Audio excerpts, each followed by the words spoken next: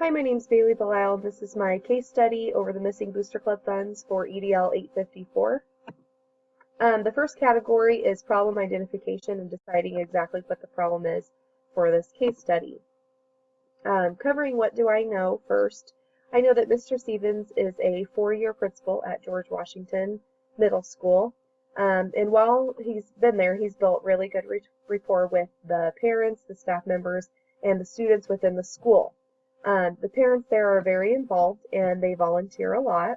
And Mr. Stevens relies heavily on those parents because of his lack of an assistant principal and all of the duties and responsibilities that he has within the school. Second, we know that Mrs. Bowman, who is a regular volunteer for the school district, has recently requested with Mr. Stevens that PTA funds be potentially used for her daughter's cheer trip that's coming up. Her daughter was named an all-state cheerleader and will be traveling to New York for several days. It will require a plane ticket and lots of other funds. And so she's asked him for PTO funds.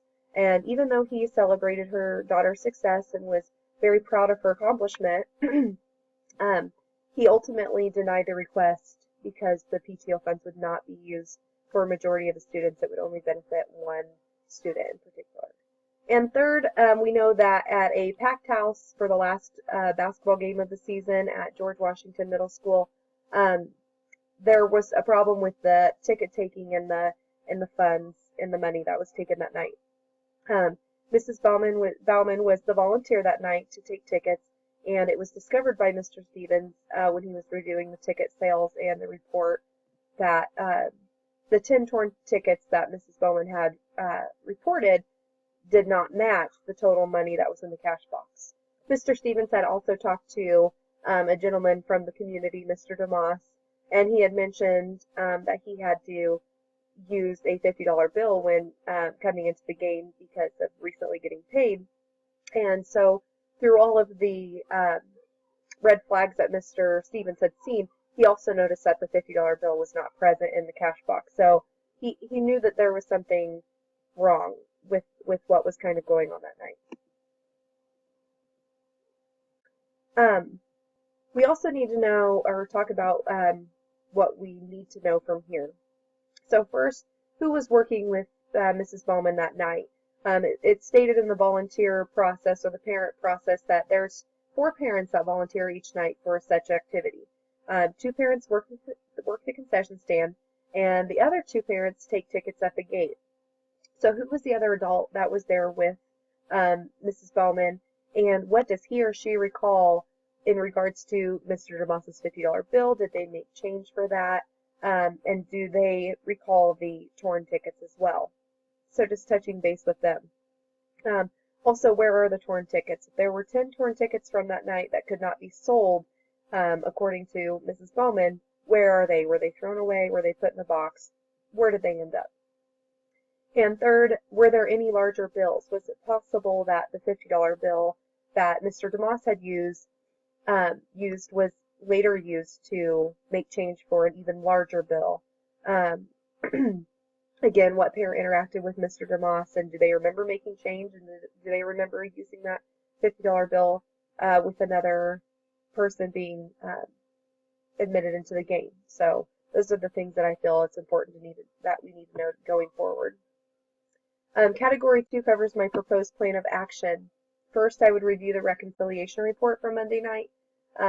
Surely there's some sort of a report. I'm just assuming that the parents or the ticket takers have to fill out regarding how many tickets and how much money was taken in. I would review that and look for any other red flags. And if it's not already mandatory for both parents that were volunteering to count the money and fill out the report of the tickets and sign off on that, I would make that a new procedure, as I cover later in my case study. And then I would also make it mandatory to take note of any large bills. So even if a $50 bill is taken in and then used later for an even larger transaction, I would just take note that there was a $50 bill used for the $100 bill later, or whatever the case may be. and make sure that the torn tickets are kept in the box, just so we can keep track of everything that kind of happened that night, and so something like this doesn't happen again. My next plan of action would be to talk with Mrs. Bauman and the other parent volunteer.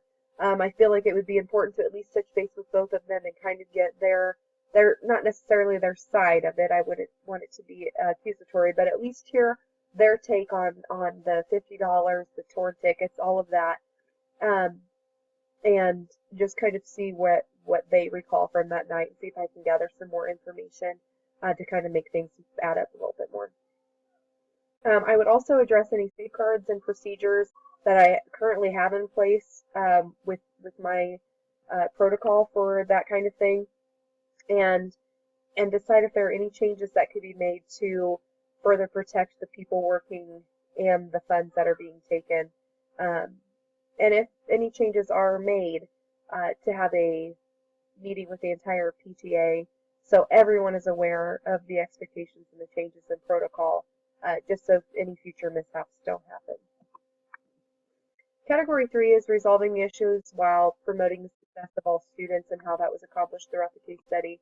I would want to make sure and tried to make sure through the case study that all the parents remain involved with student activities, and I would want to continue the support and positive interactions that the parents currently have with school and the school personnel and their involvement in the activities. I think that's really important and something I noticed as I read the case study, and that's something that I would want to continue as we try to resolve this.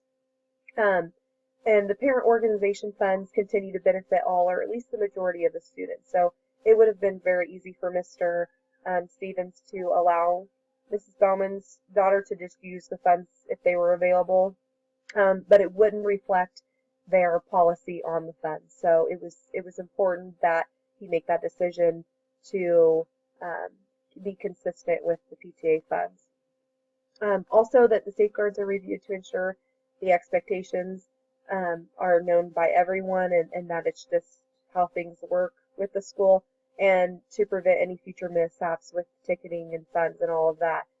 So just make sure that even if things are going smoothly, once something comes up, see if there are changes that could be made to make the process even better or even safer for the people working, and safer in regards to the money that's being taken as well. Category 4, debrief and reflect. What were you thinking, feeling, and valuing? I thought it was most important as I went through this case study and tried to resolve the issue, that Mr. Stevens or myself not just assume that it was Mrs. Bauman, just based off of the previous conversation with her. It would be very easy to assume that she was the candidate for taking the money, and that's just what happened. But there were a lot of other scenarios that could have happened, and it's important to not just jump to conclusions and not ruin the positive influence that the school has currently set up with parent volunteers. I also thought it was interesting, I guess, that Mr. Stevens relied so heavily on parent volunteers, but there were no staff interactions or staff volunteers, or even if he paid the staff. They weren't mentioned in the process of any of this. And so I thought it would be kind of a good route to go in the future for him to utilize staff volunteers, maybe staff members that are looking to be administrators in the future, that would kind of embrace that responsibility to help him more with his administrative duties. But to also make sure that with the parent volunteers, I mean, it's important for the parents to still be involved, that he reinforces the expectations, and that the volunteers just kind of continue to have that positive interaction with the school in all the events. And I thought it was very appropriate that Mr. Stevens was attending to other administrative duties that night. Although he would have probably liked to be supervising the ticket taking and the concessions and all of the parent volunteers, he had other duties that he needed to attend to as the loan administrator. And so I thought that was appropriate, and that he would have liked to prevent the theft and any potential theft that could happen, but his other situations were requiring his attention, and I thought that was appropriate as the administrator, but to evaluate the safeguards, to evaluate the safeguards for future protocol. Some issues that I thought were left unresolved. Will Mrs. Bauman accept the denial of the PTA funds for her daughter's trip? Is that something that she's going to continue to request from Mr. Stevens, even though he's already told her no, that was not something he was going to do? So is that going to continue? If the missing funds were from theft, were they taken? Is there a potential for future theft at other activities? And will the safeguard changes help prevent this? And then another thing I thought might happen is in the conversation with Mrs. Bauman and the other parent volunteer, what happens if she confesses to taking the $50 or any other amount of money, or that the tickets weren't really torn, or whatever? If there's some sort of confession that comes out, how, as an administrator, would you handle then that situation, and where would you go from there with her?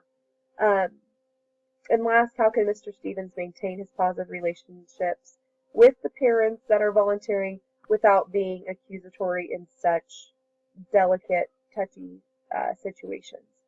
So I thought that was a big question mark left. And then last, category 5 is just reflecting on standard 8.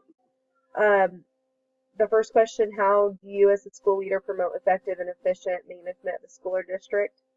I think it's important that Mr. Stevens continues and that he did encourage the parent volunteers to assist in the students' activities, and that he had those certain protocols and procedures put in place, and that changes were made if needed, so that things ran smoothly with the management of those school activities, and that throughout any type of situation, any type of questionable event, that positive relationships are maintained, and that be a top priority as they're resolved.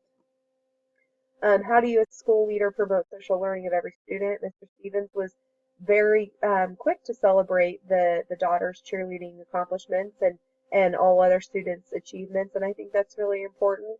And even though he did not allow Mrs. Bauman's daughter to use the PTA funds, that showed that he was consistent in his policy. So that was also promoting social learning, and that sometimes just because something is great and wonderful and you get this opportunity as a cheerleader or whatever the event or case may be, that we still have to stick to the policies, and if it's just going to benefit one student, that he's not going to allow it to happen. And then also ensuring that parents are involved in the students' activity, and I just think that creates a positive culture, and I think that Mr. Stevens and the direction we went with the case study promoted that. How do you as the school leader promote student academic learning? Encouraging parent involvement at the extracurricular activities is important. I just think that in turn shows benefits towards student success in general. So trying to, even if the staff is more utilized in the future, that the parents are still encouraged to volunteer, and maybe the staff just is more of a supervising role, and that the parent volunteer protocol doesn't necessarily change at all. It's just staff dippers possibly oversee some things that happen at events. Also that Mr. Stevens was unbiased with his decisions for the cheerleading event, and I think that showed consistency, and that will reflect in other decisions that he makes, or that I make, with academic situations. And he addressed a difficult situation, and he did that with tact, and in his conversations with Mrs. Bauman and the other parent through that investigation and follow-up. Kind of running out of time here, so this is my last slide that just shows my standards. I really enjoyed this case study. I thought it was mind-provoking and made me think about a lot, and it was definitely a situation I could see happening in any school, but especially a small school district. So hope everybody had a great semester. Everybody enjoys the Christmas break, and thank you for watching.